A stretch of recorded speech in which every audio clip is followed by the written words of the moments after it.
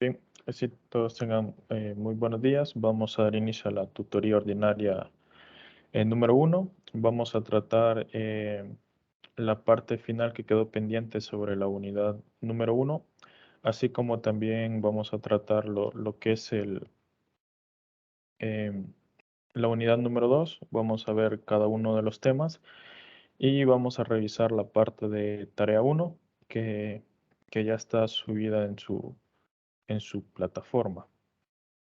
Si en algún momento ustedes tienen alguna duda o pregunta, entonces pueden ya sea levantar la mano y si acaso no los veo, entonces pueden interrumpirme sin ningún problema. Bien, creo que pueden ver mi pantalla. Sí, Entonces, ok, gracias. Entonces, vamos a empezar con lo que es recordarles el laboratorio 1, que ya estaba que lo revisamos un poco en la parte de la tutoría de repaso.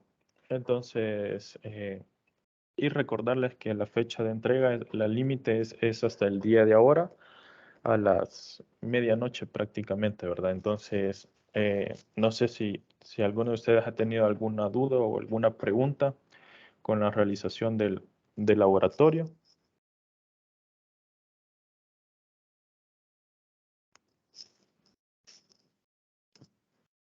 Si, si no es así, entonces vamos a seguir. Nos habíamos quedado con la última parte de la unidad 1 que trataba sobre la administración de proyectos. En este caso estaríamos revisando el capítulo 3 del libro sobre fundamentos de análisis y de sistema. Entonces teníamos como objetivos comprender cómo se inicia y se seleccionan los proyectos, también determinar la forma en que brindan soporte a las interacciones de los humanos o de los usuarios con la tecnología. Vamos a ver la iniciación del proyecto, la determinación de la viabilidad, así como la administración de las actividades de análisis y diseño. Entonces, en la iniciación del proyecto, tenemos que gestionar proyectos, en este caso educativos. Voy a tratar de relacionar los temas que veamos en el curso ahora en la parte educativa y un poco en la industria para que tengan como la noción de ambas actividades. Entonces, gestionar proyectos educativos consiste en planificar, organizar y desarrollar tareas con objetivos específicos, donde cada uno debe de aportar soluciones a las dificultades o impedimentos que se presenten en el entorno escolar, sea este la escuela, colegio, instituto o incluso universidad. Entonces, el objetivo de iniciar o gestionar un proyecto, en este caso educativo, es, por ejemplo, integrar o conceptos que se puedan adquirir en el aula, es decir, optimizando el proceso de enseñanza y aprendizaje. También puede servir o puede estar enfocado para adquirir nuevas habilidades y conocimientos por medio del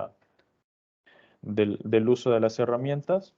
También puede servir para aprender a compartir y tomar decisiones a través de actividades.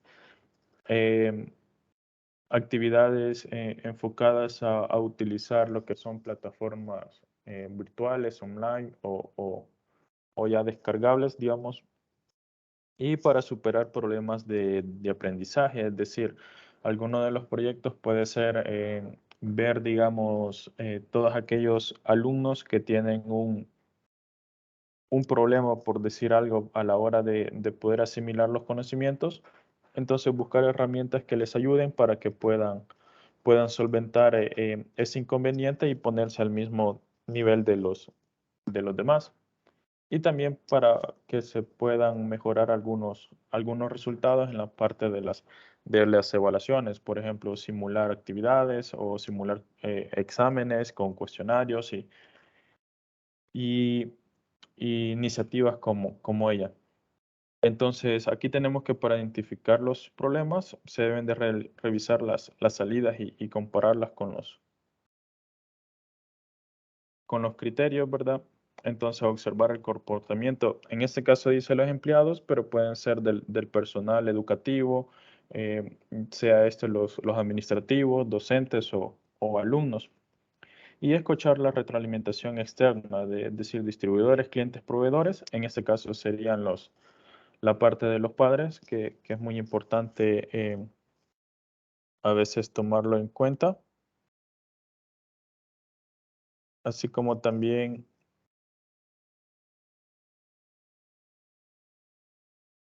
perdón, la parte de los padres o de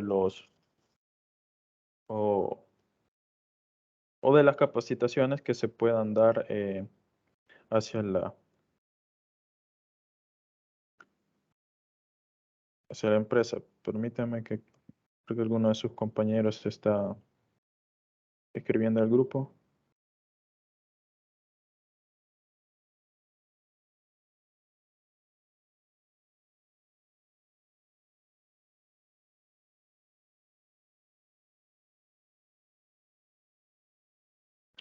Bien, entonces para poder iniciar un proyecto se deben de tomar en cuenta 5 criterios específicos. En este caso se ponen estos 5 criterios, pero pueden ser más o pueden ser menos o pueden ser diferentes. Pero lo que sí es que debemos de tomar en cuenta que la gestión o el inicio de un proyecto eh, debe de tener una estrategia pedagógica o enfocada a ella, ya sea mejorar la parte de la enseñanza-aprendizaje, la administración de los recursos y la planificación de actividades que involucre a la institución. Entonces, tenemos que prepararnos para motivar a los alumnos que van a estar involucrados en dicho proyecto y que de los mismos vamos a estar utilizando para poder implementar el proyecto y que este llegue a feliz término para la parte de inicio, planificación, ejecución, control y cierre, ¿verdad? Entonces, ya más específico, debemos de contar con el respaldo de la administración. Es decir, por ejemplo, si nosotros tenemos alguna iniciativa en nuestro trabajo para facilitar la parte de enseñanza-aprendizaje, entonces lo primero que debemos hacer antes de que yo pueda implementar cual- cualquier actividad, debo de consultar ya sea a mi coordinador del nivel educativo o a mi director, ¿verdad? O mi jefe inmediato. Y debo de contar con el respaldo de él para poder comenzar dicho proyecto. Si no, no tiene caso comenzarlo porque al final a medio camino puede ser detenido. ¿Va? Entonces también se tiene que ver el momento oportuno para comprometerse o poner a andar el proyecto. Debemos de buscar el momento ideal dependiendo de lo que vayamos a hacer que pueda ser viable. Entonces, ver si se van a alcanzar los objetivos que se tiene y van a ser de provecho para la organización, así como también si se tienen con los recursos disponibles y que valga la pena, ¿verdad? Entonces se debe tener estas consideraciones a la hora de que nosotros vayamos a iniciar algún proyecto en nuestro trabajo, ya sea que sea por iniciativa propia o porque nos lo han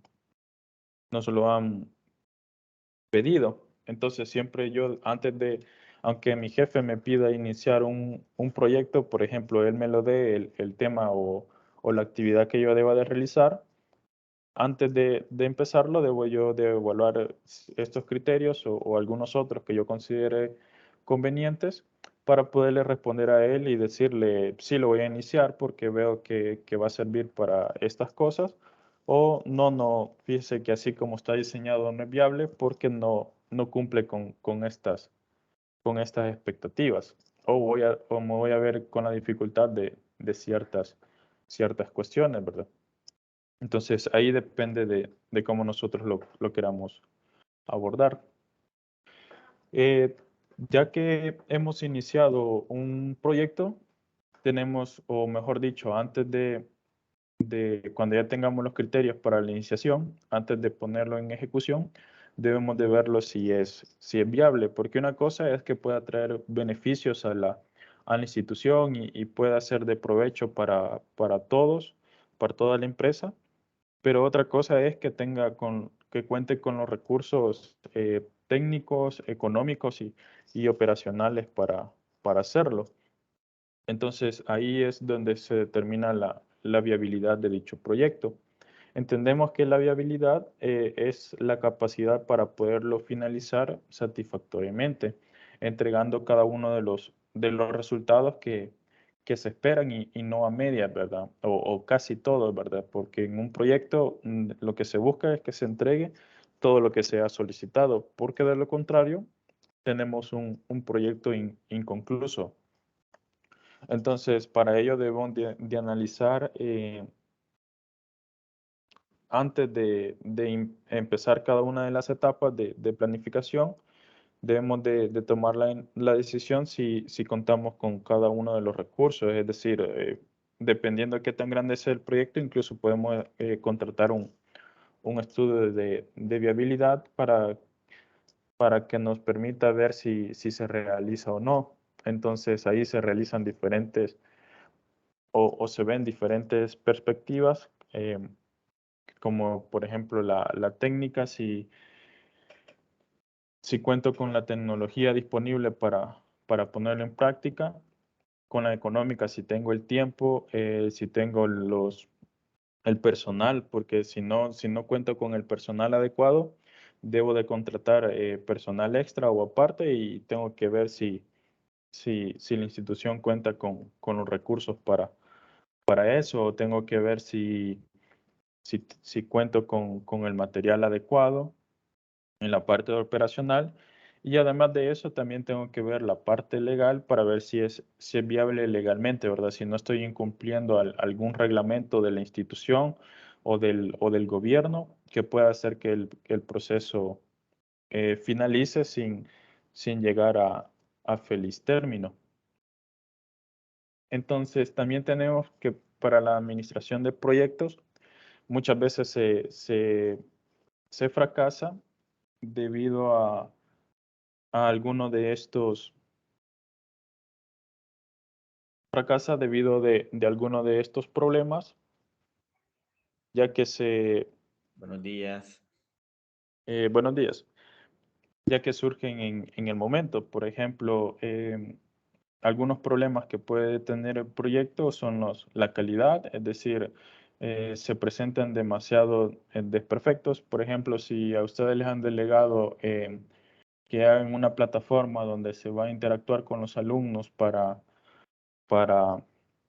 para recibir las clases o entregar tareas y comienzan a ver que si se conectan muchos alumnos, entonces la plataforma se cae o si el archivo es muy pesado, para entregar una tarea no lo deja, entonces todos esos errores hace que el proyecto fracase. Aunque yo lo haya completado, digamos, y ya esté puesto en marcha, puede fracasar y al final sea un gasto innecesario que se haya hecho. Puede fracasar por costos, por ejemplo, que tengo que constantemente estar cambiando mi personal porque no es el adecuado, entonces ese puede ser un problema, o el tiempo que me llevé más de la cuenta en hacerlo, en el diseño que no fue lo que se esperaba, entonces no fue lo suficientemente atractivo para que se masificara su uso y así cada uno de los demás, ¿verdad? Entonces, ahí pueden revisar cada uno de los problemas que les puede surgir para que ustedes puedan adelantarse a ellos y poder tomar algunas iniciativas, ya que, ya que en un proyecto deben de fundamentar o justificar bien la selección que ha hecho, tener los contenidos y recursos adecuados, definir muy bien sus objetivos que quieren alcanzar para diseñar cada una de las etapas en busca de esos objetivos y así también ver si se cuenta con todo lo necesario, ¿verdad? Porque no podemos ponernos expectativas muy grandes sabiendo que no las vamos a poder cumplir. Entonces, más que todo de esto trataba la parte del capítulo 3 de la unidad o la sección 3 de la unidad, que se centra más que todo en cómo seleccionar mi proyecto, cómo gestionarlo y qué consideraciones debo de tomar en cuenta para que finalice de la mejor manera y además de que finalice de la mejor manera, pueda ser exitoso, ¿verdad? Entonces, aquí están algunas preguntas de repaso que ustedes las pueden, a manera, por ejemplo, a manera personal, lo pueden utilizar como para estudiar, ¿verdad? Entonces, hacer como un repaso contestando cada una de las preguntas. Eh, Bien, les había mencionado que el laboratorio 1 tenían hasta el día de ahora, pero también en su plataforma, ya entrando lo que es en la unidad 2, en su plataforma está lo que es la tarea número 1, que se les pide que cada uno de ustedes debe de investigar y analizar y realizar un ensayo de al menos entre 600 y mínimo y 750 como máximo palabras de una de las siguientes temáticas.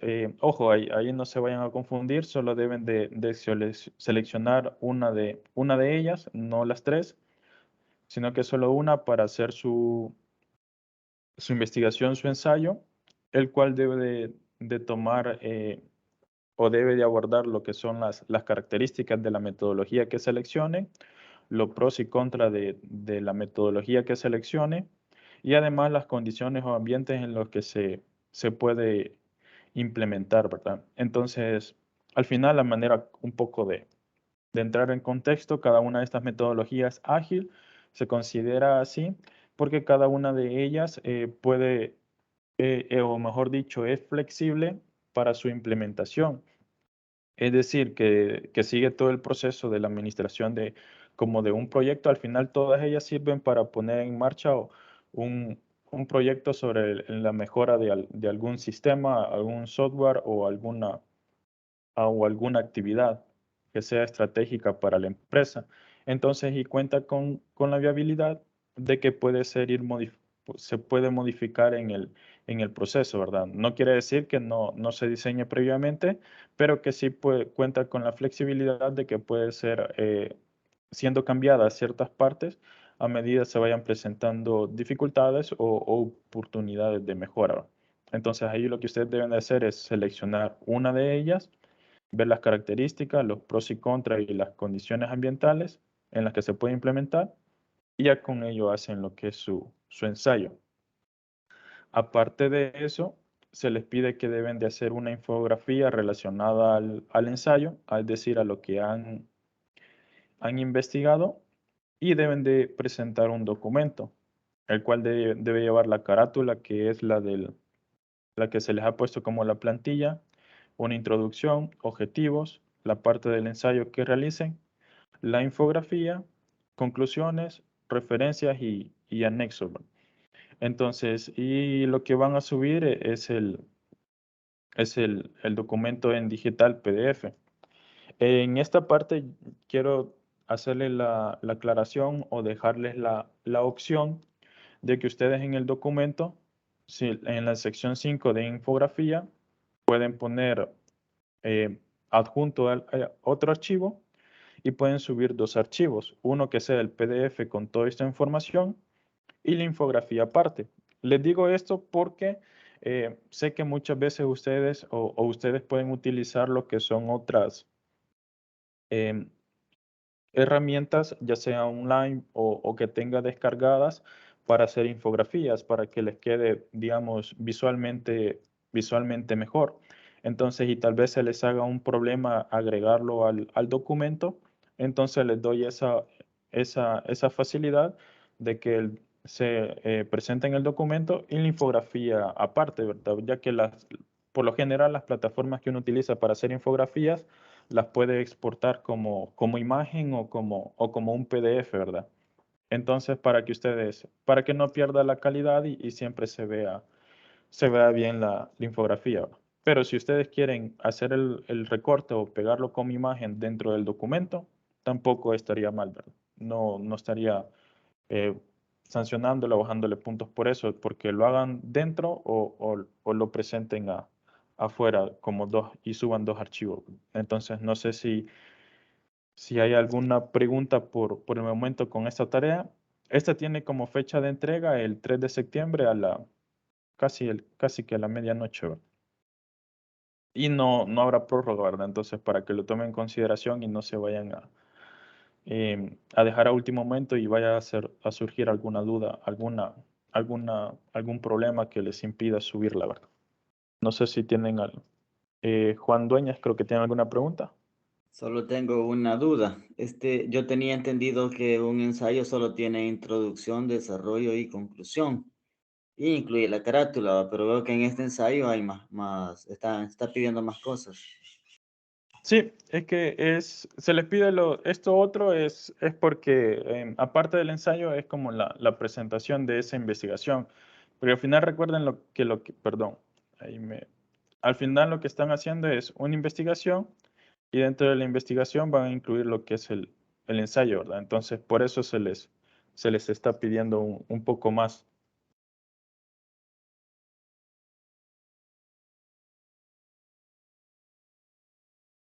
No sé si le logro solventar ahí la duda.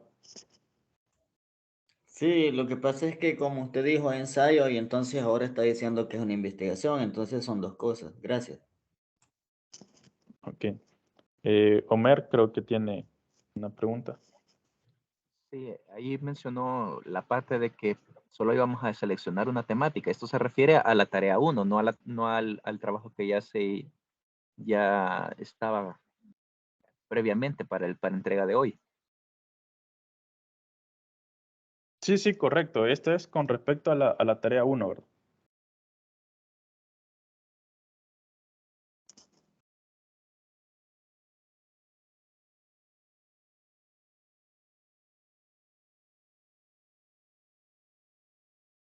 No sé si alguien más tiene alguna duda o alguna pregunta.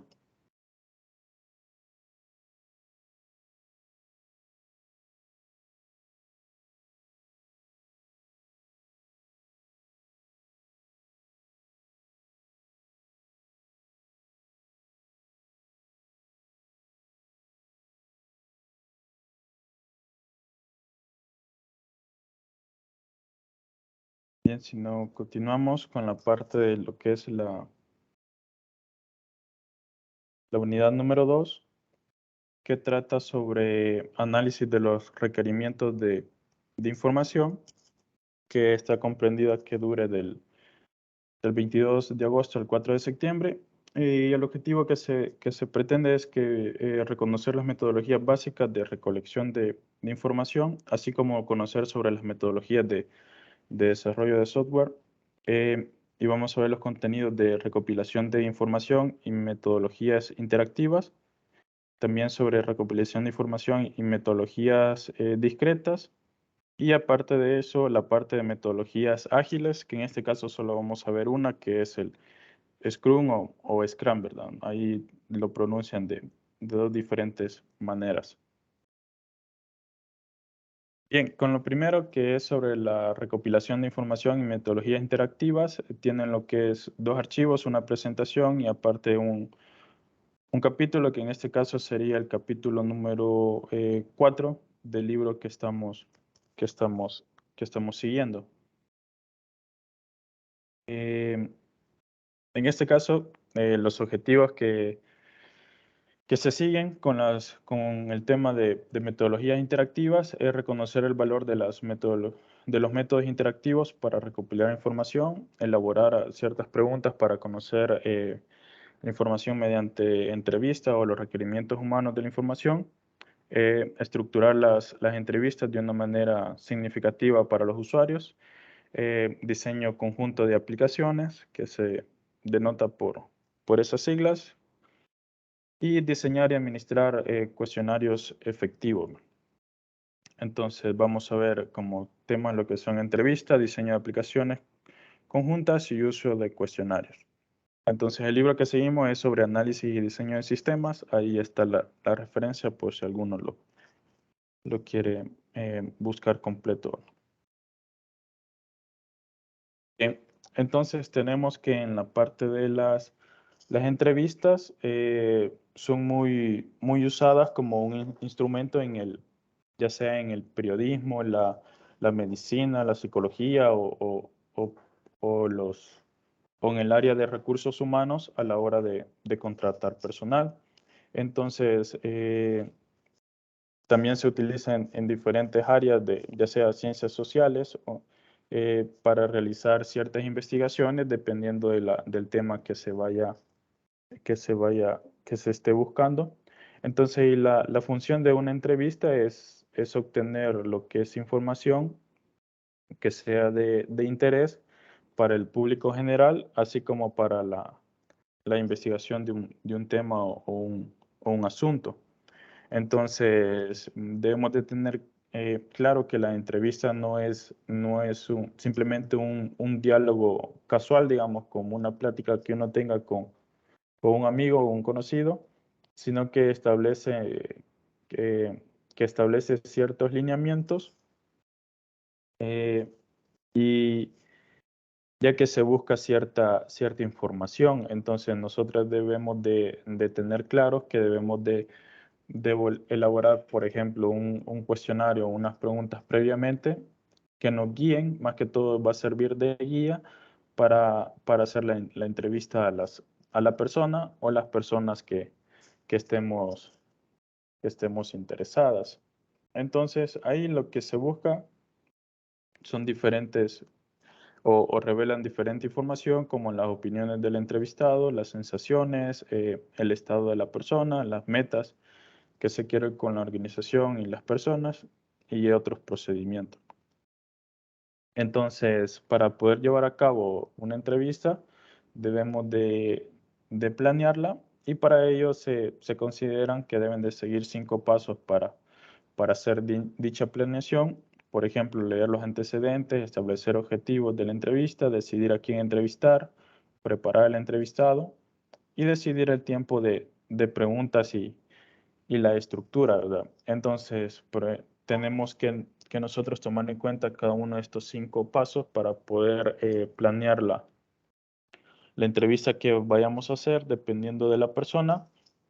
Entonces, nosotros debemos de conocer los antecedentes, ya que la base de toda entrevista es hacer una investigación previa, ya sea sobre el tema que se va a abordar con la persona, para así determinar si cuando la esté entrevistando, si lo que me está diciendo es válido o no, o también para conocer un poco más sobre la persona, para saber cómo abordarla y no hacerle preguntas que la puedan incomodar o que pueda causar algún rechazo en la forma de cómo yo lo entrevisto, ya sea por mi tono o por mi actitud.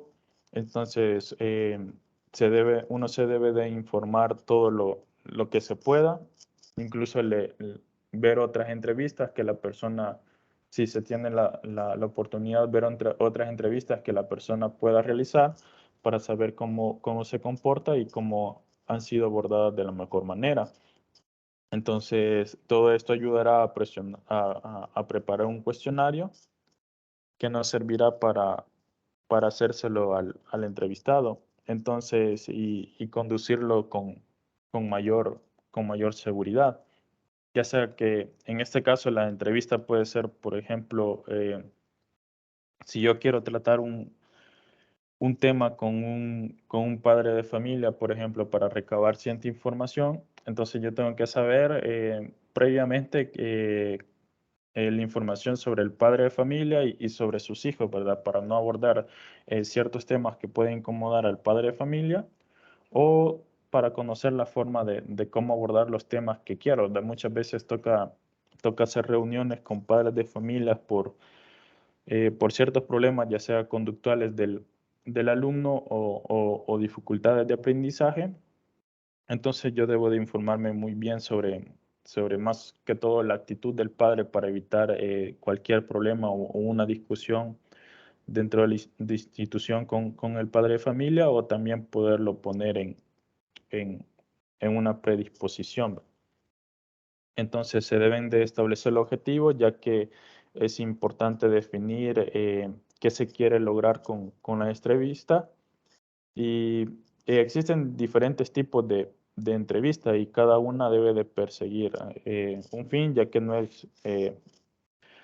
la entrevista no es una forma monótona, muchas veces no es lo mismo entrevistar, o mejor dicho, no se entrevista de la mejor manera a o de la misma manera a todas las personas, mejor dicho, porque cada una de ellas tiene ciertos rasgos o particularidades que hace que la entrevista cambie un poco, ¿verdad? Entonces debo de estar atento a ello, porque no me debo de desviar mucho del tema si tengo bien definidos mis objetivos para encontrar o sacar la información que quiero, ¿verdad? Muchas veces nosotros entrevistamos a padres de familia o otras personas, por ejemplo, si trabajamos en recursos humanos, que vamos a contratar cierto personal, o nosotros estamos a cargo de un grupo y necesitamos personal y vamos a contratarlo, entonces vamos a entrevistarlo. Hay personas que hablan mucho, ¿verdad? Entonces se desvían de los temas que estamos tratando y nosotros no debemos de caer mucho en ese juego, ¿verdad? Entonces, saber en qué momento parar y retomar nuevamente el cuestionario que ya previamente habíamos diseñado. También debemos de decidir a quién entrevistar. Esto es más que todo porque si yo estoy haciendo alguna investigación sobre un tema social, entonces no voy a investigar a una persona que no sepa nada del tema, ¿verdad? Entonces debo de estar seguro a quién voy a entrevistar y que la persona que vaya a entrevistar me vaya a aclarar muchísimas dudas sobre o me pueda brindar la información que yo deseo conocer. Entonces, para ello debo de saber muy bien las actividades que desempeña dicha persona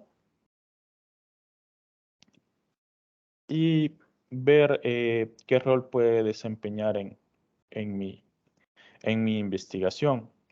También me sirve para ver, por ejemplo, si la persona es muy abierta a este tipo de, de recursos, es decir, si yo le puedo decir a la persona que me brinde una entrevista, me puede decir que sí, pero ahora que yo les haga preguntas sea como que muy escueta la persona, solo me conteste con sí o no, o con tal vez, o las preguntas sean muy cortas. Entonces yo debo de tomar eso en cuenta para poder hacer mi cuestionario, entrar en la parte de preparación y hacer mi cuestionario, que las preguntas sean como que más abiertas para que la persona tenga la obligación de expresarse más, ¿verdad? Porque recuerden que la finalidad es buscar cierta información. Y además de ello, es bueno contar con una lista de preguntas, aunque no es tanto aferrarse a ella, ¿verdad? Le voy a hacer la pregunta 1 y ya me contesta ahora la pregunta 2, sino que sea como que un poco más fluido y no tan rígido esa entrevista. Entonces, como tipo de pregunta para realizar el cuestionario, una vez que ya hemos decidido a quién entrevistar y las razones están fundamentadas, debemos de saber cómo realizar ese cuestionario, ¿verdad? Las cuales pueden ser con preguntas abiertas o cerradas. Entonces, en el caso de preguntas abiertas, son las que describen opciones que el entrevistado me pueda dar, ¿verdad? Entonces puede contar me puede dar o 2 palabras o me puede dar toda una narrativa como respuesta. Entonces, este tipo de preguntas siempre tiene ciertas ventajas y desventajas. Entonces, algunas ventajas es que el entrevistado, por ejemplo, puede si llega como que muy serio al comenzar con este tipo de preguntas abiertas, entonces comienza como que a entrar más en confianza y se hace como que más fluido. Entonces también sirve para percibir el vocabulario del entrevistado. En esta parte de percibirlo, digamos, comúnmente se conoce que uno puede ver si una persona en la forma de hablar o de expresarse puede determinar si sabe del tema o no, ¿verdad? Entonces también sirve como, o una de las ventajas es que proveen muchos detalles sobre el tema que se está buscando. Entonces también sirve o una de las ventajas es que permite una mayor espontaneidad del entrevistado, así como que también el entrevistador puede expresar mejor las preguntas, ¿verdad? Tal vez se la haya redactado de una forma, pero dependiendo de cómo sea la persona que se va a entrevistar, se le hace la misma pregunta, pero con una diferente redacción. Entonces, así también existen ciertas desventajas, como por ejemplo que las preguntas pueden generar muchos detalles irrelevantes, pero también tal vez la persona sea como que muy comunicativa, entonces hacerle una pregunta abierta, comienza hablando del tema, pero luego se desvía un poco o entremete cuestiones que no me abonan nada. También podría parecer que el entrevistador no está preparado, es decir, muchas veces por cómo redactemos ciertas preguntas abiertas, se malinterpreta que uno no ha preparado nada y se las está inventando, ¿verdad? Entonces hay que tener mucho cuidado en ello. Y aquí se hacen como ciertos ejemplos sobre preguntas abiertas de la forma de cómo redactarla. También tenemos lo que son preguntas cerradas, que en este caso las preguntas cerradas más que todo limitan las opciones de respuesta, ¿verdad? Ya sea con un sí, no o una palabra en concreto que ya me da la solución o la respuesta a la pregunta que yo haga. Siempre tienen ciertas ventajas y desventajas. Algunas ventajas es que ahorra tiempo porque las preguntas son cortas, entonces uno avanza rápido en el cuestionario que tenga. Se pueden comparar las entrevistas con facilidad, es decir, en las preguntas cerradas, si yo voy a entrevistar a varias personas, puedo comparar sus respuestas, ya que las, las respuestas son limitadas al ser cerradas, por el contrario de las preguntas abiertas, ¿verdad? Que una persona me puede dar diferentes narrativas. También una de las ventajas es que se mantiene el control sobre la entrevista y se cubre como que mucho de la información que se requiere con facilidad, ¿verdad? Ya que se hacen muchas preguntas en muy corto tiempo. Pero ciertas de las desventajas que puedo otorgar que son aburridas para el entrevistado, ya que solo está contestando, pues tal vez la pregunta sea muy larga y él solo conteste con un sí o no o una palabra en específico, entonces se le hace como que se le comienza a hacer como muy tedioso. Ahí el entrevistado debe de saber cómo intercalar dichas preguntas entre abiertas y cerradas. Y muchas veces se pierden la idea principal del tema que se está buscando, ya que va contestando tan rápido, si se hacen solo preguntas cerradas de una sola vez, entonces que se pierde la noción de cuál era la finalidad.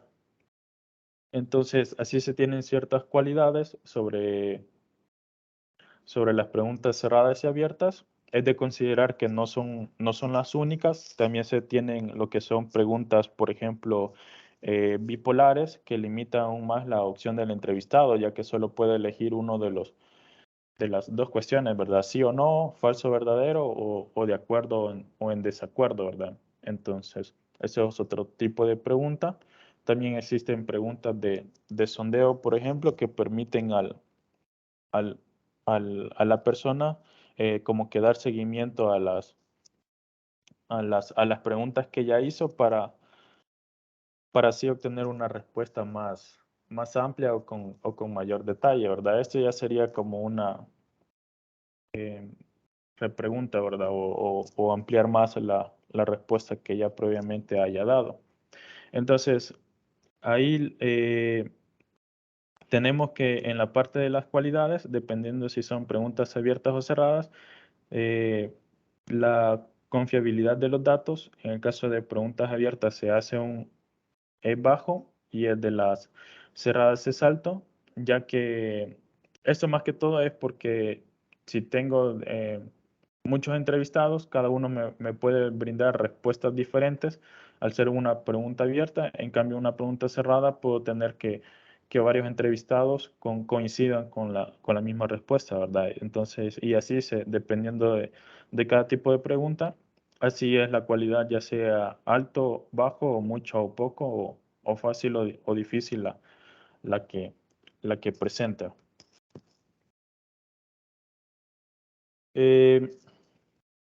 Una vez teniendo la forma de saber a quién entrevistar y las preguntas que se deben de hacer, se debe de considerar de qué forma se va a hacer la entrevista o cómo se va a estructurar, ¿verdad? Entonces, existen tres maneras básicas, la que es de estructura pirámide, la de embudo y la de diamante. Entonces, para esta se toma en cuenta o cada una se define, ya que, por ejemplo, para las preguntas con estructura de pirámide, se empieza con preguntas como que muy detalladas, entonces, es decir, cerradas, y a medida se vaya avanzando, se van transformando lo que es en preguntas abiertas o más generales, ¿verdad? Por eso se va ensanchando la forma en que se va haciendo.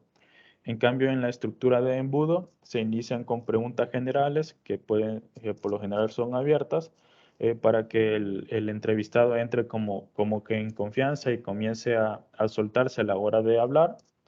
Y luego ya después se continúa con lo que son preguntas por lo general cerradas, ¿verdad? Que las respuestas son cortas, entonces y ya se va, se va reduciendo esa parte de interacción.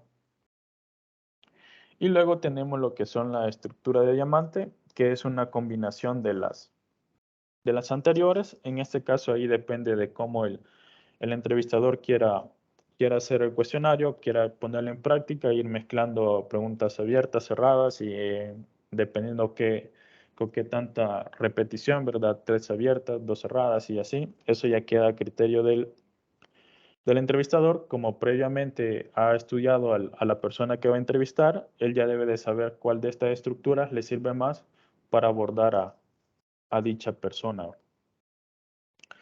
Entonces, así también tenemos el diseño conjunto de aplicaciones. En este caso, lo que se busca más que todo es desarrollar una metodología, entonces, que sea alternativa para hacer entrevistas, y que dicha metodología sea como que más aplicable eh, a todas las personas. Es como hacer una estructura y se puede hacer como que más general y se puede entrevistar a más personas con la misma estructura. Entonces, para dicho diseño, se tiene por finalidad, perdón, más que todo reducir el tiempo y por ende lo que es el costo el costo que implica realizar este tipo de actividad. Es decir, para realizar una entrevista, si o yo contrato a una persona, a una empresa, o yo la realizo, ¿verdad? Si yo contrato a una persona eh, o una empresa para realizar una entrevista sobre X tema, entonces esa empresa me cobra dependiendo de cuántas personas entrevisto y cuántas preguntas les hago y el tipo de preguntas, ¿verdad? Entonces yo debo de diseñar como que una estructura para que sea o reducir dicho costo. O si yo hago dicha entrevista, también yo tengo ciertos costos, ¿verdad? Porque por lo general, cuando voy a entrevistar a una persona, debo de buscar un lugar adecuado. No simplemente va a llegar la persona y no puedo ofrecerle nada, ¿verdad? Aunque sea un vaso con agua o cierto. O si la entrevista va a ser muy larga, debo de ya ir preparando ciertas cuestiones como esa, que son detalles, pero que al final valen la pena tomarlas en cuenta y que generan un costo. Entonces, para ello se emplea, o se debe de emplear una técnica que permita ya sea uno o a la persona que va a entrevistar realizar el análisis de los requerimientos. O también si, por ejemplo, no lo voy a hacer de manera personal, sino que lo voy a hacer de manera online, como está ahora muchas veces. Por ejemplo, me piden que diseñe un cuestionario o me diseñen un formulario para que los alumnos se evalúen a los docentes virtualmente, ¿verdad? Creo que a los que estaban trabajando en colegios, más que todo de la parte de informática, cuando entró la parte de la pandemia, creo que a muchos les tuvieron que haber pedido que diseñaran ciertos formularios para que el, el alumno evalúa a los docentes, ¿verdad? O el padre de familia evalúa al docente o evalúa a la institución. Entonces, a cada uno de ustedes les tocó no simplemente hacer o diseñar dónde se va a contestar o la forma de cómo capturar los datos, sino también quizás les tocó incluso diseñar lo que son las preguntas, ¿verdad? Entonces, en esta parte es donde entra esa parte de diseño conjunto de aplicaciones que van de la mano tanto la aplicación que se va a utilizar como en el formulario que se va a diseñar, ya que captura las preguntas en tiempo real y se debe de hacer que genere gráficos en tiempo real, ¿verdad? Para saber de qué manera o cuáles son los resultados con los que se cuentan.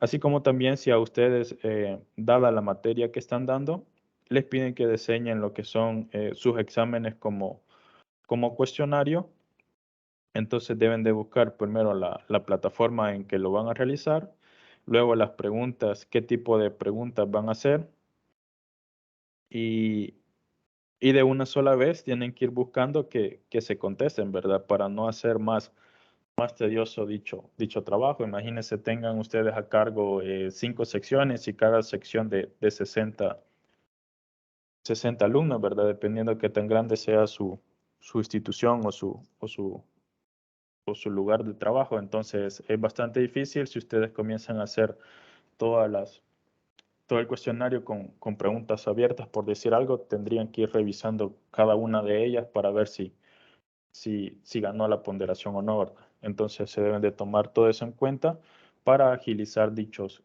costos, ¿verdad? Porque al final no simplemente es costo de lo que se va a invertir, sino también el tiempo que ustedes invierten en revisar dichos cuestionarios. Eso ya implica un costo, no solo material, sino también físico o de gaste para cada uno de ustedes.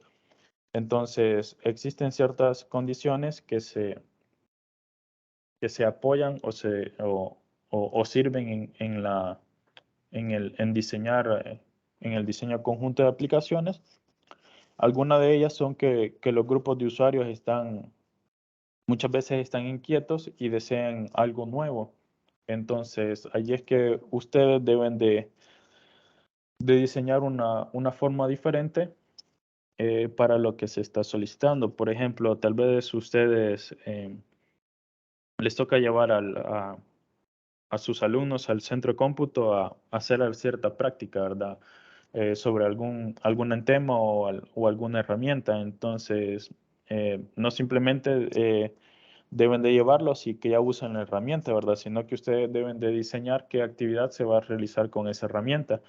Y si realizan la misma actividad, entonces si es muy repetitiva, entonces ya comienza a inquietarse la parte de los alumnos y ya la próxima vez que lo lleve ya no trabajan, ¿verdad? Tal vez la primera vez le trabajaron todos porque era algo nuevo, ya la segunda vez, si lo hace de la misma forma, ya le trabajan como un 80%, y así se va reduciendo la participación de los estudiantes a medida que se realiza la misma actividad, ¿verdad? Entonces, ustedes deben de buscar nuevas herramientas o nuevas aplicaciones para transmitir el conocimiento. También el flujo de trabajo permite la ausencia de personal, es decir, muchas veces se tiene que interactuar con esa parte, más que todo, ya sea colegio o escuelas, que si falta un compañero de trabajo, entonces se les complica el trabajo a los demás, ¿verdad? En el caso de ustedes que son de informática, creo que se ven más inmersos en ese problema, ya que, por ejemplo, si tenían alguna hora libre en su jornada laboral y faltó algún docente, entonces esa hora libre lo utilizan a ustedes para ir a cubrir a dicho docente, ¿verdad? Y aparte de cubrirlo, tienen que ver o seguir con la clase que dejó, o ustedes dar una clase de su material, ¿verdad? De su materia. Entonces ya eso implica un trabajo adicional. Pero el diseño de estas aplicaciones tiene ciertas ventajas, y es que ahorra tiempo de comparación. Si estamos hablando en la parte de diseñar cuestionarios o exámenes, ahorra tiempo en la parte de calificar. Si estamos hablando en la parte de, por ejemplo, diseñar una plataforma para la entrega de tareas, y aún utilizar el correo normal, ¿verdad? Entonces me ahorra la parte de estar buscando en los correos a qué alumno le corresponde. Imagínense que hoy, que estaban de forma virtual, los alumnos les tienen que enviar sus tareas y se los envían al correo, por decirle algo, ¿verdad? Si su grupo es grande y tienen muchos grupos, entonces a la hora de calificar tienen que ir viendo el correo, quién se lo mandó y a qué sección pertenece y de qué actividad se trataba, ¿verdad? Entonces, en cambio, si ya diseñan una aplicación o tienen un portal web donde pueden subir las tareas, entonces ustedes ya solo simplemente se ingresan a la sección, ingresan a la tarea que se esté evaluando, y ya les facilita lo que es el trabajo, ¿verdad? Esa es una parte de las ventajas que otorga, así como también el diseñar de una forma creativa la parte de transmitir el conocimiento. Eh, una de las ventajas que comprende hacerlo de esta manera es que requiere que todos los que están involucrados se comprometan o inviertan mucho tiempo a la hora de diseñarlo. Es decir, el tiempo que se va a invertir en el diseño y la ejecución, perdón, es bastante grande, aunque al final es beneficioso, pero requiere de que todos los involucrados aporten algo para poder cumplirlo. En el uso de cuestionarios, tenemos que los cuestionarios son útiles en recopilar lo que es la información, y además que permite a los, a los analistas o a ustedes como docentes estudiar lo que son las posturas, creencias o el comportamiento o ciertas características, ya sea de sus alumnos o de sus de sus padres de familia o sus demás compañeros, ¿verdad? En cuestión de si yo entrevisto a alguien con cierto cuestionario, yo puedo ver cada una de esas cualidades. Entonces, los cuestionarios se deben de utilizar si las personas a quienes necesitamos interrogar están, por ejemplo, esparcidas, es decir, que no puedo tenerlas a todas en un solo lugar. Entonces tengo que hacerlo de manera separada, buscar un mecanismo para hacerlo. Y también si tengo que determinar qué tipo de preguntas hacerle, y entre cada una de esas preguntas, dependiendo de qué forma sea, pueden tener cierta escala. Es decir, pueden ser ya sea nominales, es decir, que se clasifican para ciertas cosas, o de intervalos, ya que posee una cualidad, ¿verdad? Entonces, esto es más que todo a la hora de evaluar preferencias o evaluar actitudes o si la persona está a gusto. Por ejemplo, ustedes le preguntan qué le parece tal tema de la unidad, bueno, malo, no sé, ahí ustedes agregan más, más opciones de respuesta, ¿verdad? Entonces, y así van diseñando cada una de ellas. Entonces, eso era con la parte de recopilar información de forma interactiva, que más que todo es a través de entrevistas y cuestionarios o diseño de aplicaciones y formularios. No sé si al momento hay alguna pregunta o alguna duda o algún aporte que uno de sus compañeros quiera brindar.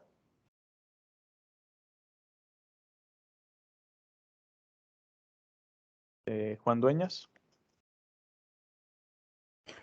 Me llama más que todo la atención la parte de cuando se genera la entrevista, porque hay que hacer un antecedente, hay que tener un antecedente ya sea del negocio o de la empresa a la que se le va a hacer el sistema. Pero yo estaba viendo de que quizás una de las preguntas importantes podría ser si el personal está capacitado para usar plataformas en línea, por ejemplo. Entonces, va a depender también de eso, ¿verdad? El buen uso del sistema o si se necesita también que este personal se capacite para el uso del nuevo sistema que se va a implementar, ¿verdad? Entonces, veo bien importante esta parte porque, sinceramente, el análisis del sistema, así como usted lo está dando, me queda bien claro esta parte, ¿verdad? De cómo generar preguntas y veo yo que las preguntas que usted nos ha presentado están bien, pero es que están bien elaboradas. Y para eso me imagino que el analista tiene que dedicar mucho tiempo a partir de los antecedentes, ¿verdad? Para saber qué preguntas vamos a hacer al negocio o al dueño de la empresa. Entonces, ese es mi aporte nada más. Ok, muchas gracias. Sí, en esa parte tiene razón. Por ejemplo, si lo vemos de la parte empresarial, usted siendo un analista de sistemas, ya le doy la palabra, Homer. Ustedes siendo un analista de sistemas, por ejemplo, si ustedes trabajan que los contratan, ustedes son consultores y los contratan para hacer cierto sistema. Entonces, ustedes tienen que entrevistar a la persona que los ha contratado y tienen que entrevistarlo para saber todo aquello que les sirva para diseñar el sistema, es decir, todos los requerimientos que va a llevar el sistema y aparte de eso, también lo que usted mencionaba, que deben de conocer si sus empleados están aptos para utilizar el sistema que a usted se le está pidiendo, ¿verdad? Porque si no, en su cotización tiene que incluir la parte de capacitación al personal, ¿verdad? Entonces, eso de la entrevista sirve no simplemente para diseñar el sistema, sino que para diseñar el proyecto y aparte de eso, diseñar todos los recursos que se van a utilizar. Homer tiene la palabra. Solamente esa parte que acaba de mencionar quería notificarles. Hace poco me consultó un abogado porque alguien iba a implementar un software en la electrónica 2001. Entonces, él me empezó a consultar qué es los que requerimientos y todo lo demás para el software, ¿verdad? Para que la empresa pudiera adquirirlo. Y yo le mencioné de que el que desarrollaba tenía que precisamente capacitar al personal, no solamente del lado de usuario, sino que también del lado de administrativo o de programación, que la gente de TI de la electrónica 2001 también tenía que saber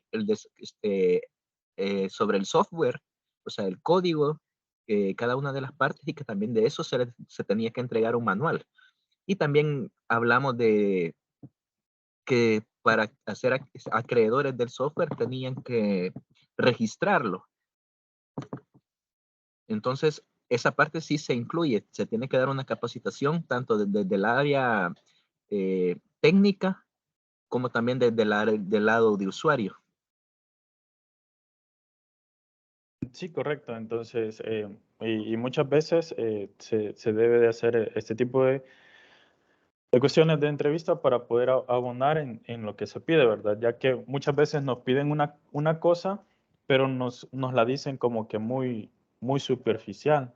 Por ejemplo, en cierto banco de acá, tenía un problema con lo que son sus sistemas operativos, porque ellos sentían que era muy lenta la parte de procesar la información, las transacciones y todo lo demás. Entonces querían contratar el servicio de qué necesitaban para hacerlo como que más rápido la forma de utilizar las plataformas que ya tenían, ¿verdad? Lo primero que se les ocurría a ellos era que tenían que invertir en su equipo, ¿verdad? Que tenían que comprar computadoras más potentes o un servicio de internet más alto.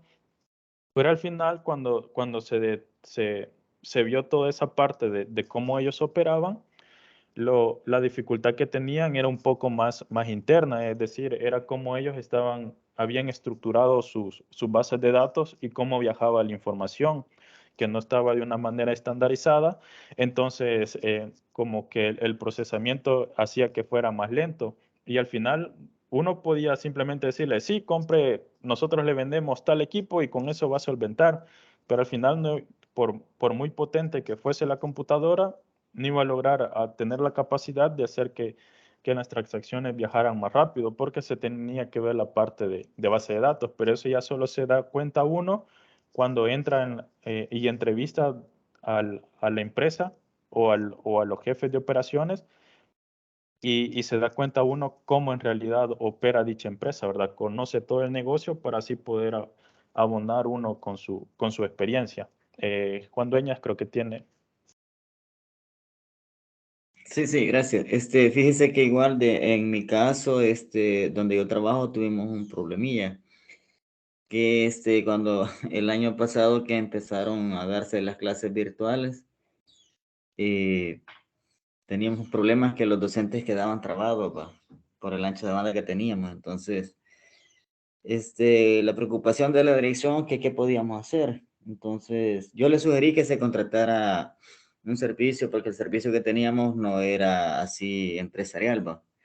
Entonces, que se contratara un servicio corporativo y que la velocidad fuera, no tuviera variación, va. Entonces, inmediatamente ellos empezaron a buscar el servicio que yo estaba pidiendo y luego les pedí también que teníamos que cambiar el hardware de redes, ¿verdad?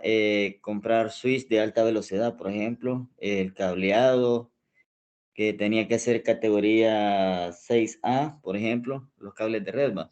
Entonces, menos mal que ellos, el director se movilizó rápido en hacer los contratos, en comprar el hardware. Y, ¿cómo se llama? Incluso yo pedí que comprar unos repetidores que tienen los dos anchos de banda, la 2.4 y la 5G. Entonces, fue un caos en ese momento, porque los docentes empezaban dando la clase, pero cuando ellos querían presentar un video, ¿verdad? Cuando ya todos entraban a la red, quedaban trabados y se perdía la comunicación con los estudiantes. Entonces, después de este periodo de caos que vivimos, pero luego se compraron lo que yo estaba pidiendo, ¿verdad? Entonces, me tocó trabajar una Semana Santa completa ahí en la escuela, tirando cable, configurando los equipos. Y al final, cuando regresamos de vacaciones de Semana Santa, ¿verdad? Un cambio total, o sea, cada docente tenía en su aula su cable de red, tenía el hardware de alta velocidad, entonces todo cambió, ¿verdad? Ahora eso es un boom, o sea, tenemos repetidores con velocidad de 5G y cada docente me solicita a mí el repetidor, lo instala en el aula y ya crea una red local Wi-Fi. Y están, por ejemplo, la profesora que da inglés, ella está pero súper contenta en la forma como están trabajando. Entonces, se solucionó el problema, pero le digo, hay momentos en que, vaya, por ejemplo, como ese caso que usted cuenta del banco, me imagino que ellos también tenían problemas que las transacciones no llegaban o se perdían y los clientes se quejaban. Entonces, esa es la experiencia que yo viví, ¿verdad? En cuanto a este tipo de problemas, que no solo es también de sistemas, sino que algunas veces es problema también de hardware, ¿verdad? Gracias, Lince. Ok, sí, sí, correcto. A veces no es solo la parte informática y código, sino que ya más la parte estructural. Ahí en su caso contó con la con la oportunidad de que pudo echar, al final ese fue como su proyecto, ¿verdad? Mejorar toda esa parte de red y pudo implementarla, ¿verdad? Porque una cosa es que usted haya pedido todo eso, pero el director le diga que no, no hay fondos, ¿verdad? Entonces, y al final no hubiera podido ponerlo en marcha, o incluso le vino muy bien la parte de la vacación, como dice, de Semana Santa, ¿verdad? A usted le tocó trabajar, pero no se vio interrumpida la parte de las clases de los alumnos, porque hubiera sido, es decir, tuvo el momento oportuno para implementar ese proyecto, ¿verdad? Porque otra forma hubiera sido no darle clase a los alumnos por una semana, por decirle algo, mientras se instalaba todo eso que le tocó, ¿verdad? Entonces, eso va con la parte de saber en qué momento implementar los proyectos. Sí, fíjese que realmente que sí, tuve que sacrificar mi vacación porque la verdad es que a mí me gusta hacer las cosas, pero me gusta hacerlas bien y en el tiempo que se pueda. Entonces yo dije, bueno, aprovecho la vacación para hacer este trabajo que, como dice usted, hubiera interrumpido las clases. Entonces, de ahí el malestar de los padres de familia, que por qué sus hijos no están recibiendo clases, ¿va? Entonces, yo vi a bien sacrificar mi vacación para poder trabajar, ya que iban a estar las aulas vacías. Y solo le pedí al director, personal docente, que me ayudara a mover escaleras, que me ayudara a andar jalando las cajas con los cables. Y llegaron como 4 docentes a ayudarme, hasta el director me anduvo ayudando a mover escaleras y andar alcanzándome herramientas. Entonces, pero eso yo lo medí, ¿verdad? Entonces yo dije, bueno, para curarme en salud tengo que hacer este trabajo en vacaciones, dije yo, porque voy a tener todas las aulas vacías, no voy a interrumpir clases. Y al final fue un éxito, porque hasta el día de ahora me siguen felicitando por el trabajo que hice, ¿verdad? Ya. Ah, qué bueno, qué bueno. Entonces, esa es la parte también de ver de si el momento oportuno y si cuenta con los recursos, ¿verdad? Porque otra cosa hubiera sido que solo usted le hubiera tocado llegar y no hubiera logrado terminar en el tiempo que tenía, ¿verdad? Entonces uno debe de ver esa parte si cuenta con los recursos a disposición, no solo de las herramientas, sino también el personal humano, ¿verdad? No sé si alguien más tiene algo que abonar.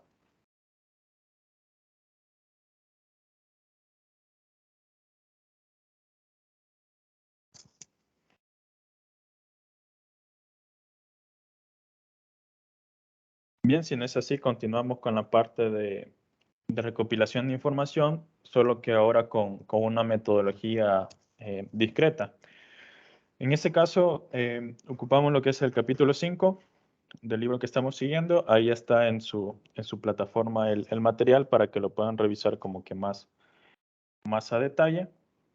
Los objetivos que se buscan es reconocer el valor de los métodos discretos para recopilar información, así como también comprender lo que es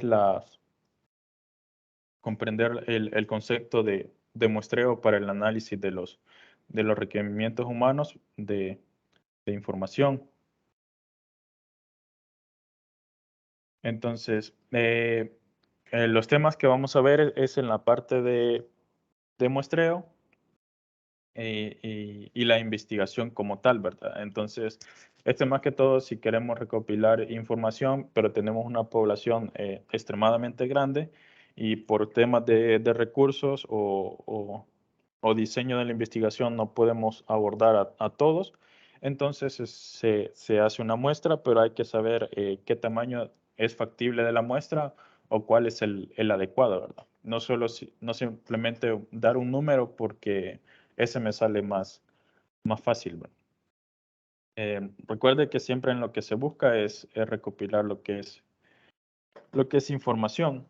Entonces, en la parte de muestreo, tenemos que es el procedimiento mediante el cual se toman ciertos individuos que pertenecen a una población y que están siendo sujeto de análisis.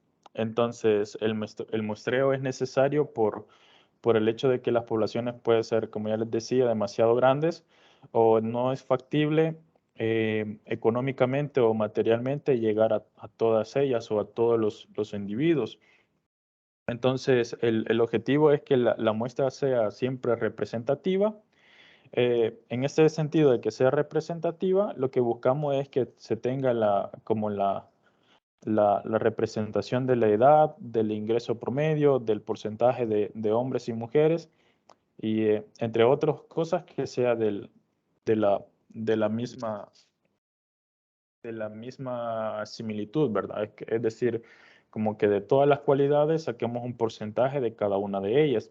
Entonces, uno como analista, por decir algo de un sistema, debe de seleccionar una muestra que sea representativa de datos para examinarlos o de personas representativas para entrevistarlas y ya sea interrogarlas y observarlas por diferentes razones, ¿verdad? En el caso de, por ejemplo, una escuela, se me hace difícil entrevistar a todos los padres de familia, entonces yo tengo que sacar una muestra que sea representativa, es decir, que capture las cualidades de todos mis padres de familia, ya sea por secciones, por edades, por preferencias, y para que las respuestas que obtengan sean como que más fiables. Entonces, la necesidad de muestreo, ahí les aparece que es contener los costos, es decir, reducirlos, agilizar el proceso, recopilar la información, es decir, tal vez cuente con los recursos de cubrir a toda la población, pero no cuente con el tiempo necesario para hacerlo. Entonces, también mejorar la efectividad y reducir la predisposición, ¿verdad?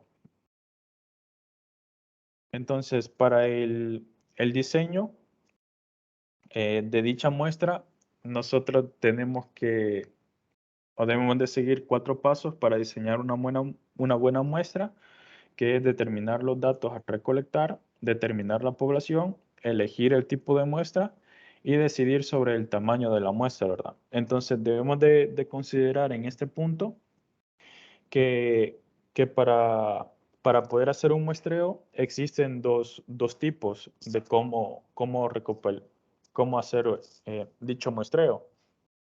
Se puede hacer probabilístico o no probabilístico.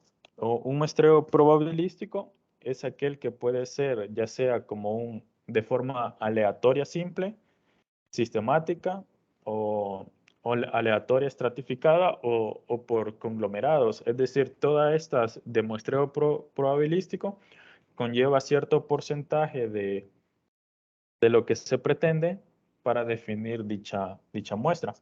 O no probabilístico, que puede ser simplemente por conveniencia,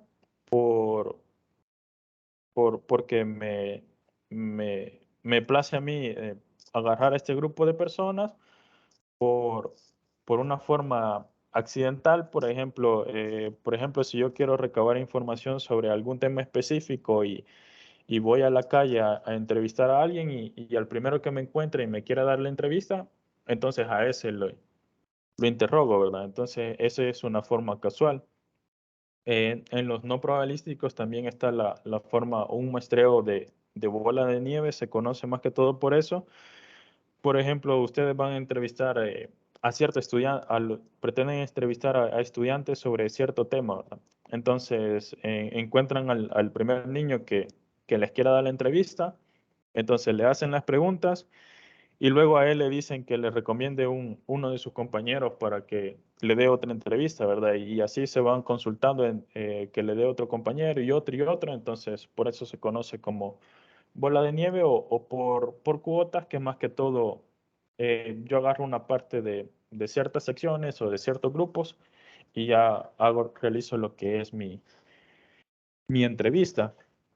Entonces, pero ustedes se preguntarán cuál es la adecuada o cuál es la forma más viable o cuál método es más óptimo para realizar un muestreo. Entonces, se considera que se debe de basar en la probabilidad y debe de ser de tipo complejo aleatorio, sistemática, estratificada y de conglomerados. ¿A qué me refiero con esto? Que mi población yo la debo de seleccionar de forma probabilística, es decir, esto sirve mucho para la parte de las encuestas. Por ejemplo, en el país se hacen encuestas sobre cierto tipo de actividades, por ejemplo, en las votaciones se hacen lo que son encuestas, entonces se sigue no se entrevistan a toda la población, ¿verdad? Sino que se entrevista a cierto porcentaje o a cierto número limitado. Entonces, ¿cómo saber a qué número de personas escoger y qué tipo de personas escoger? Entonces, para ello se hace uso de varias herramientas. Entonces, en la parte de aleatorio, se tiene que todos los individuos de la población tienen la misma probabilidad de ser elegidos. Entonces, partiendo de eso, se hace una selección sistemática. Es decir, que se seleccionan, por ejemplo, al azar de 10.000 que son, por ejemplo, de un departamento son qué sé yo, tienen 1 millón de personas, yo de ahí voy a sacar el 1%, entonces, y de los demás departamentos también voy a sacar un 1% dependiendo el total de población, ¿verdad? Entonces, en la parte de estratificada, es decir, que se divide la población por estratos, ya sea por grupos, ya sea por su género, por su nivel económico, por su nivel académico. Y con ello hago uso de otra información que ya se tiene. Entonces, en el gobierno está lo que se conoce como pirámide poblacional, lo cual divide a la población en rango de edades, lo separa por masculino o femenino y los divide por departamento, ¿verdad? Entonces, yo utilizo esa pirámide poblacional para saber qué porcentaje de cada grupo utilizar. Entonces, ya sé cuántos son mujeres entre 50 y 55 años. Yo escojo un cierto porcentaje de ese total y también tengo que escoger un cierto porcentaje del total de hombres de 50 y 55 años, por decir algo, ¿verdad? Para que sea estratificada, pero sea representativa. Y de conglomerados que nada más consiste en hacer como que grupos pequeños que reflejen cierta opinión o cierta intensidad para poder seleccionar al grupo, ¿verdad? Entonces, al final debo de tomar todo eso en cuenta para saber a quién voy a seleccionar. Por ejemplo, un requerimiento que me pidan de una empresa, yo no necesito entrevistar a todos sus empleados. Primero me tengo que concentrar en quiénes van a utilizar. Por ejemplo, me han pedido diseñar una aplicación, entonces me voy a concentrar en quiénes son los que van a utilizar mi aplicación o quiénes la utilizan o alguna aplicación que yo tenga que mejorar. Y en base a ellos tengo que sacar mi muestra representativa, ¿verdad? No de toda la empresa, sino que simplemente de los que utilizan dicha aplicación. Entonces ahí es cuando se va haciendo el grupo como que más pequeño a los que yo voy a seleccionar como muestra representativa para hacer mi investigación. Luego de saber qué grupos tengo que seleccionar o de qué grupo, qué porcentaje voy a sacar, tengo que estimar lo que es un número. Entonces, para definir el tamaño de la muestra, requiero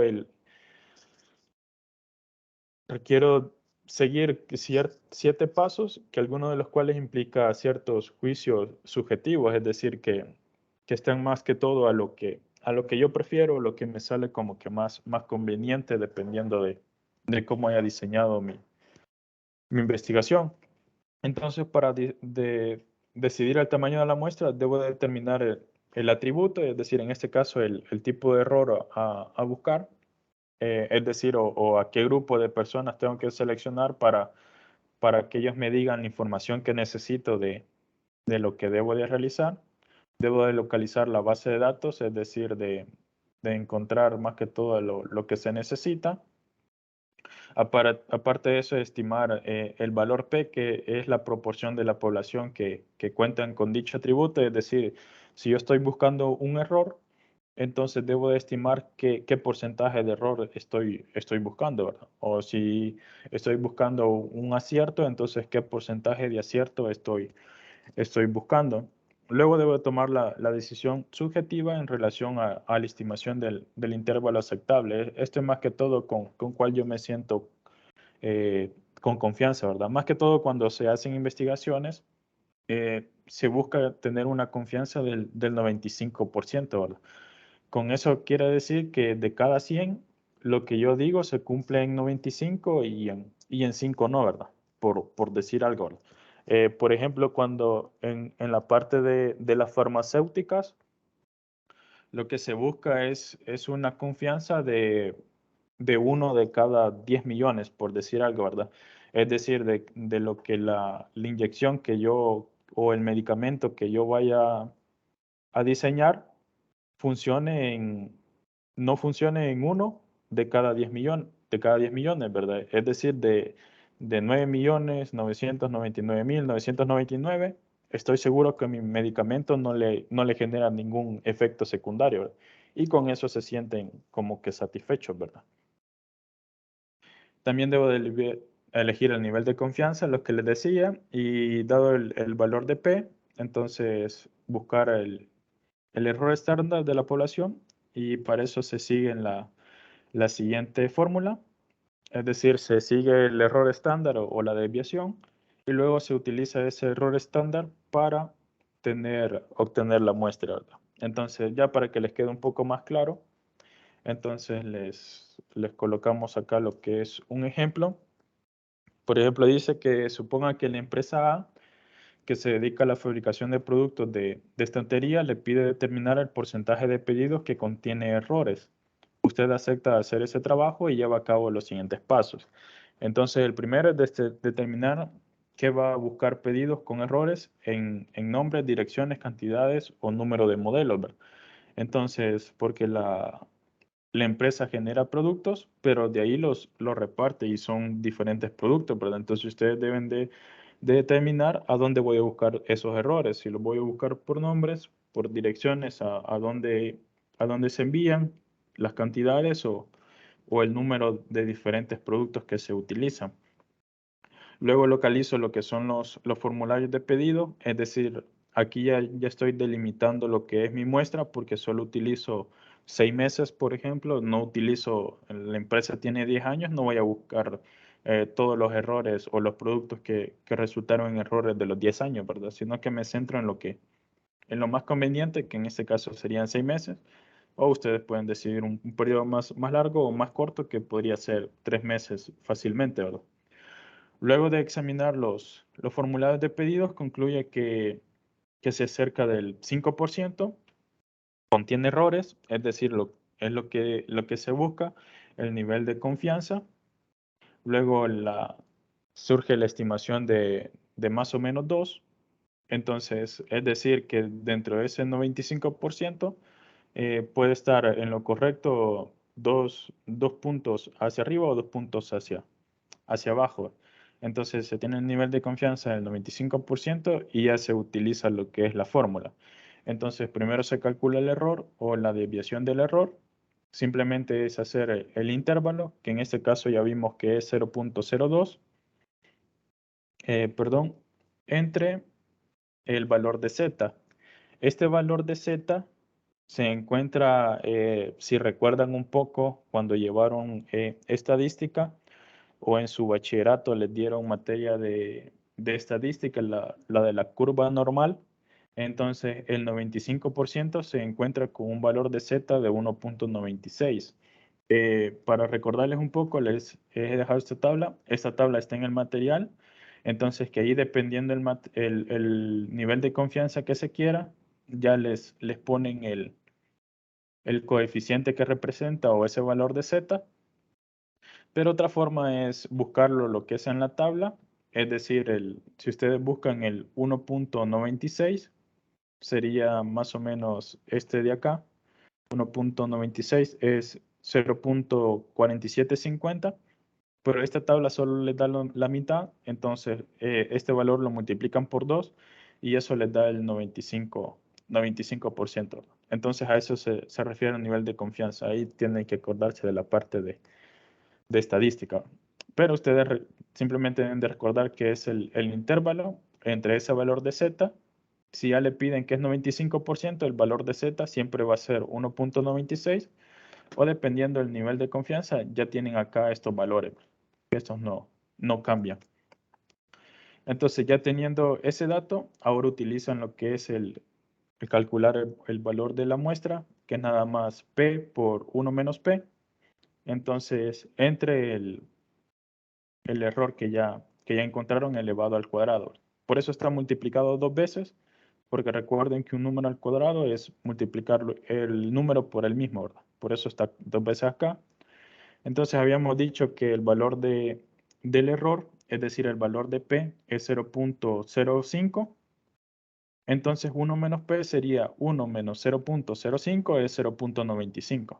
Entonces ahí hacen la multiplicación en ambos, luego hacen la división y por último le suman 1 y les da aproximadamente 458. Entonces ese tendría que ser el valor de su muestra. Esto más por si en algún momento quieren determinar la muestra que deben de obtener y ya la encuentran.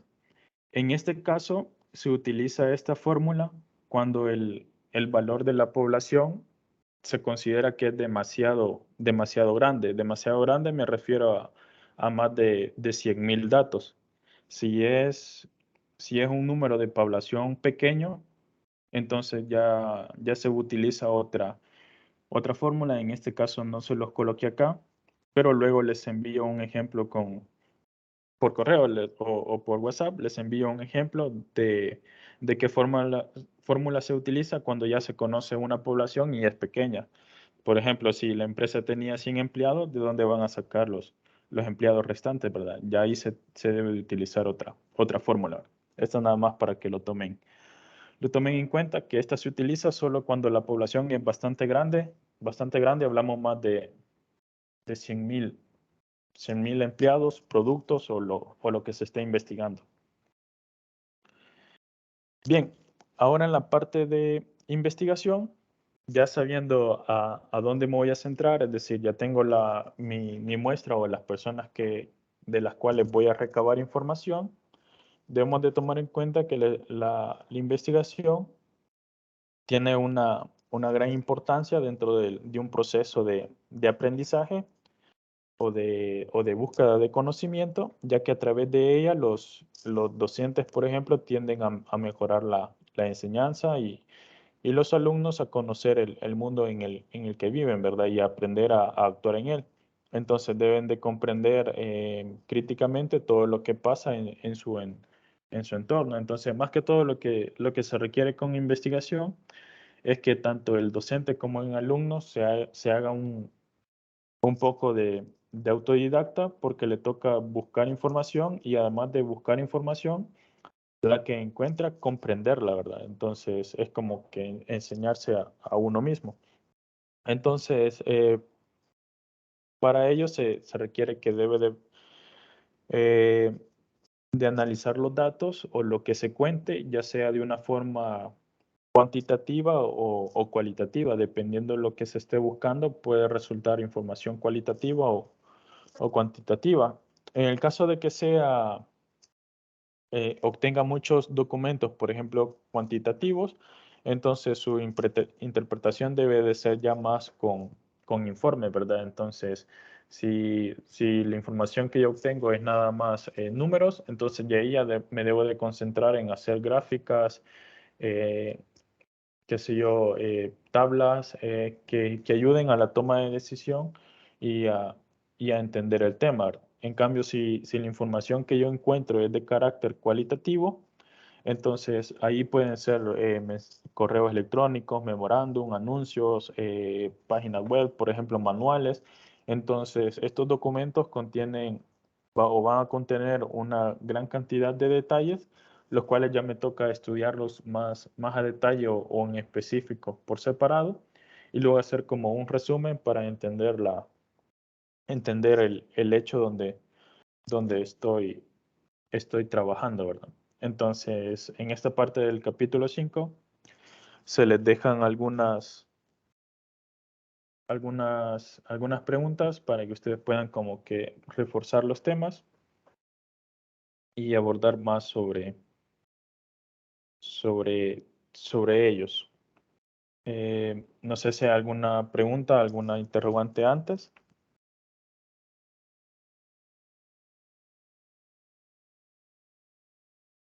o algún comentario que quieran dar.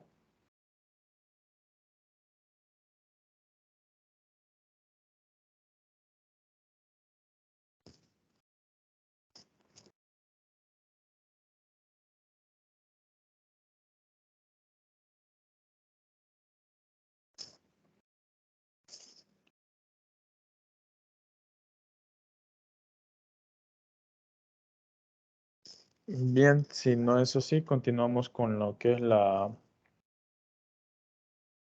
última parte, que es sobre metodologías ágiles. En este caso se les ha dado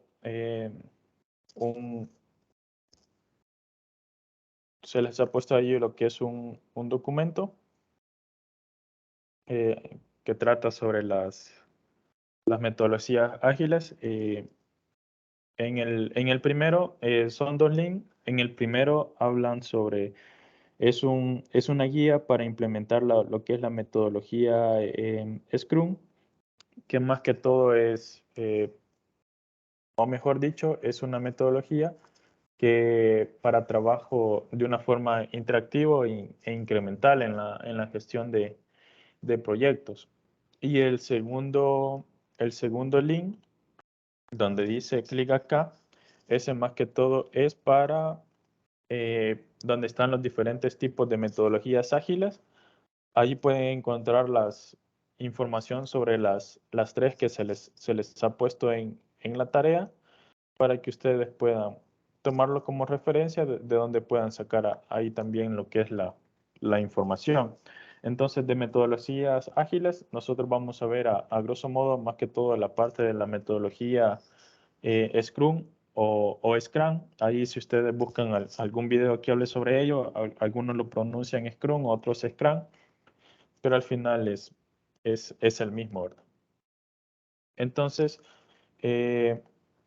primero tenemos que una metodología ágil es aquella que permite adaptar la forma de trabajo a las condiciones del proyecto. Para ello se consigue lo que es flexibilidad e inmediatez en la respuesta para amoldar el proyecto. Es decir, con esta metodología lo que se busca, esto es más que todo cuando se quiere hacer un cambio, pero que ese cambio sea rápido, y aparte de que sea rápido, va sufriendo modificaciones en el camino. Ahí ustedes se darán cuenta, por ejemplo, si algún momento que les soliciten a desarrollar algún proyecto, les van a dar incluso el tiempo, entonces ese tiempo va a ser un poco rápido, entonces no se tiene como que tanto tiempo para el diseño, se hace a grosso modo lo que se necesita, y en el camino se van como complementando las partes, ¿verdad? Se diseña más que todo el inicio y con los objetivos fundamentales, y a medida avanzando se va completando. Las ventajas que posee es que mejora la calidad del producto, que en este caso sea lo que queremos cambiar. Da una mayor satisfacción al cliente, ya que se le mejora el producto y se hace en un tiempo corto. Hay una mayor motivación de los trabajadores porque, digamos, no están tan aferrados a hacerlo de una forma estricta, sino que se van implementando diferentes herramientas en el camino que ayuden a hacer el trabajo como que más fácil. Es un trabajo colaborativo, es decir, todos los involucrados participan de la misma manera o en el mismo nivel. Entonces, se utilizan métricas como que más relevantes, es decir, se evalúa cada etapa de una forma más consistente y genera un mayor control y capacidad de predicción de lo que puede ocurrir. Y aparte de eso se reducen costos, ¿verdad? Porque a medida uno va implementando el proyecto, va encontrando nuevas formas o más fácil de hacerlo, y eso genera menos costos. Entonces, más que todo, en este caso, cuando se busca mejorar la calidad del producto, se utiliza para un enfoque, lo que es proactivo, de que cada uno de los miembros debe de buscar la forma de mejorar dicho producto, ¿verdad? Esto en la parte educativa se ve en la parte de diseño de actividades, ¿verdad? Entonces, muchas veces, por ejemplo, por ejemplo, en el periodo de pandemia les tocó implementar rápidamente la nueva forma de dar clases, ¿verdad? Que ya no era presencial, sino que era de manera virtual y aparte de ello se tenía que las actividades que quizás ustedes ya habían diseñado en el año o que habían utilizado el año anterior, por lo general uno hacía saber las actividades que utilicé el año anterior, les modifico un poco y los utilizo en este nuevo. Entonces les tocó cambiarlos completamente, ¿verdad? Porque ya no seguía la misma temática, incluso los exámenes ya no tenían que ser de la misma forma, ¿verdad? Entonces ahí el personal es el que está involucrado, porque lo que se busca en el caso que el cliente o los estudiantes queden satisfechos, ¿verdad? En el caso del colegio, más que todo se busca que no solo el estudiante, sino también el padre de familia, ya que está pagando, quede satisfecho con la forma de cómo se le da el servicio, que en ese caso sería la enseñanza, ¿verdad? Y el trato hacia los alumnos.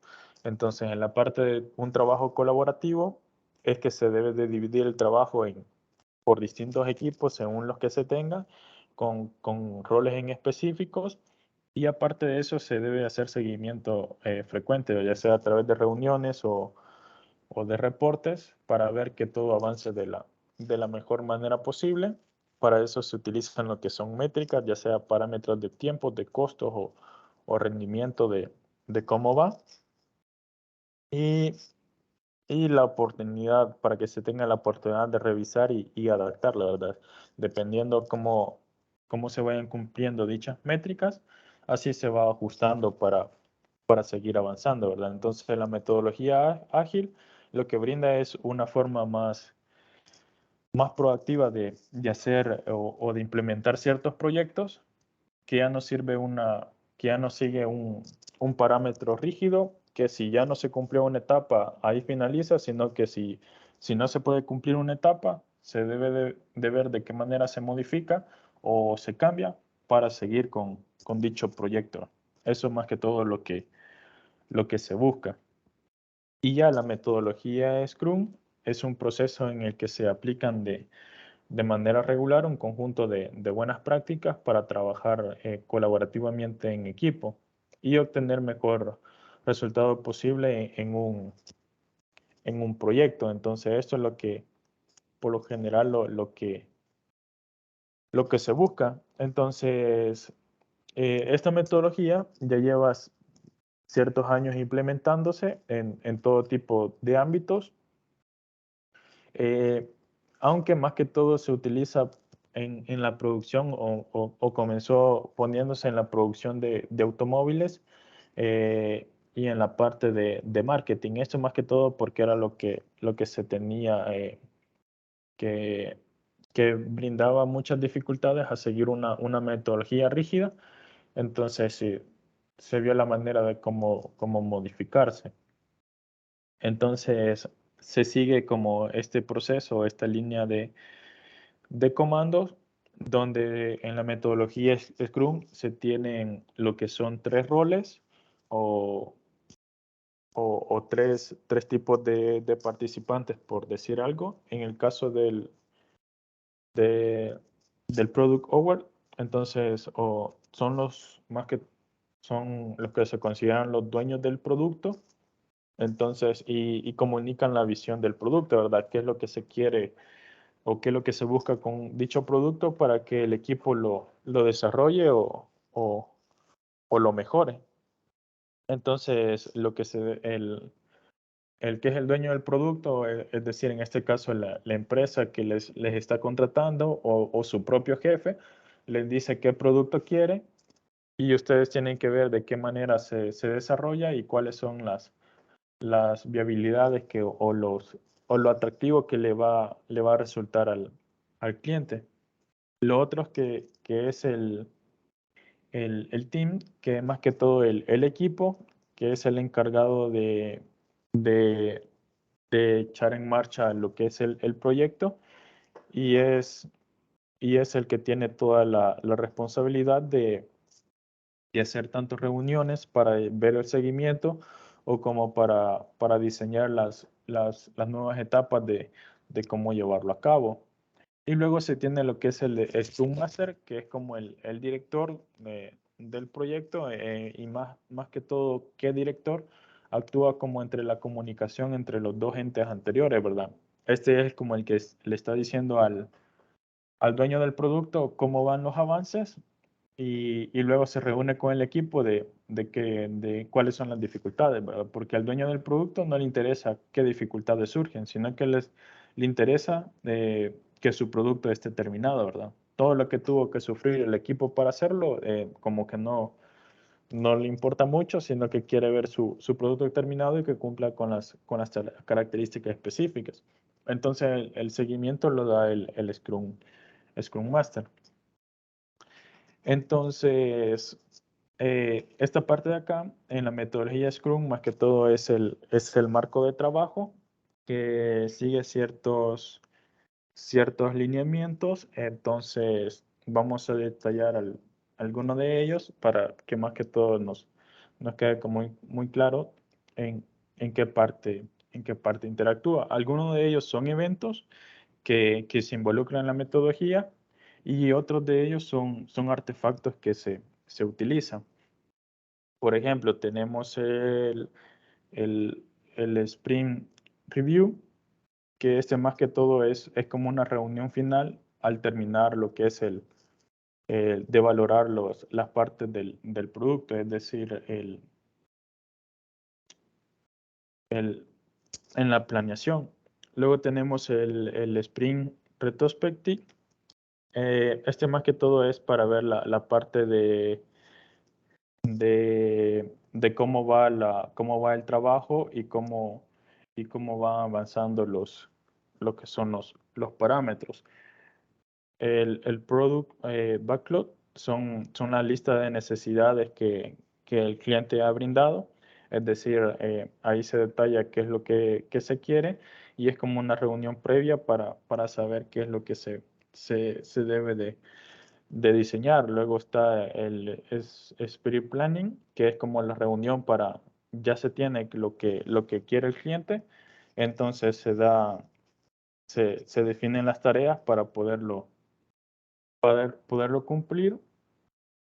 Ya el Daily Scrum es más que todo las reuniones diarias que se deben hacer, que no deben de llevar mucho tiempo, es decir, unos 15 minutos o media hora, más que todo para definir, por ejemplo, al inicio del día qué se va a hacer ahora y el siguiente día igual otra vez al inicio para ver si se terminó y si se terminó, con qué se va a continuar y si no, de qué manera se va a seguir para que se termine la actividad pendiente, ¿verdad? Entonces, más que todo, esta metodología más que todo va enfocada a una revisión continua de ir avanzando día a día para poder cumplir con los objetivos plasmados. Ya los pasos que se van a seguir en cada una de las etapas depende del producto que se quiera y también de cómo lo gestione el Scrum Master. Entonces, no sé si tienen alguna duda, alguna pregunta o alguna participación que quieran brindar.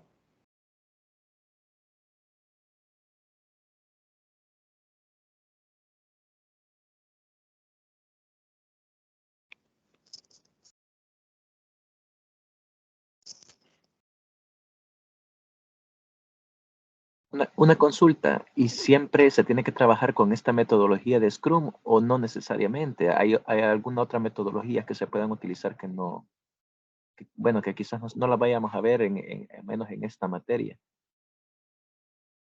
No es la única metodología, ahí depende más de lo que se quiera hacer. Más que toda esta metodología, Scrum es un poco para un control empírico, ¿verdad? Entonces, hoy en día, más que todo, muchas empresas como que les da un realce que digan que utilizan una metodología Scrum, pero más que todo es simplemente estar al pendiente día a día de lo que se quiere hacer. Más que todo en eso se centra esta metodología. Dependiendo del producto o de lo que se quiera hacer, pueden utilizar otras metodologías, la que ya conozcan o investigan una nueva, ¿verdad? Por ejemplo, de las otras 3 que se les ha puesto de investigar, cada una de ellas es para un fin en específico. Entonces, cada uno de ellos con sus pros y contras es la que más funciona para lo que yo quiera hacer. Por ejemplo, hoy que está muy de moda lo que es la minería de datos, para la minería de datos se utiliza la metodología KISS-DM, que más que todo es para que inicia desde la captura de información, el procesamiento de datos, la exploración de los datos, un procesamiento exploratorio de los recursos que se tienen, luego el análisis de lo que se encontró y luego hacer la parte predictiva, ¿verdad? Entonces, ahí es dependiendo lo que uno quiera hacer, buscar la metodología que sea más adecuada.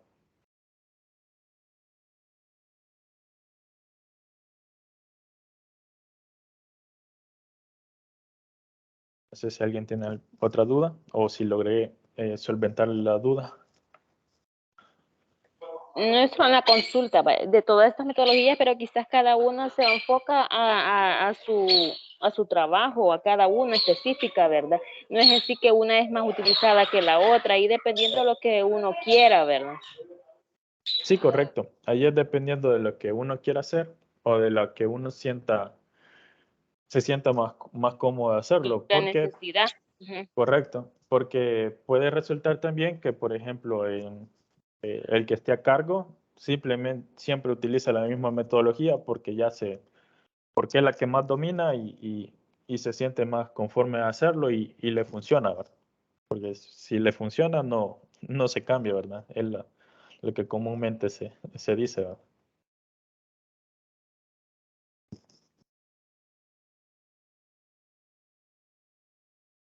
No sé si hay alguna otra duda, alguna pregunta, igual si hay alguna duda con la tarea o el laboratorio.